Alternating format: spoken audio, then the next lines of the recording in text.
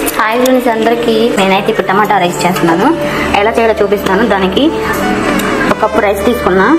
దానికి కావాల్సింది టమాటా, ఉల్లిపాయ, పచ్చిమిరపకాయ, బిర్యానీ ఆకు 2, సాల్ట్, కారం, పసుపు, అల్లం వెల్లుల్లి పేస్టు,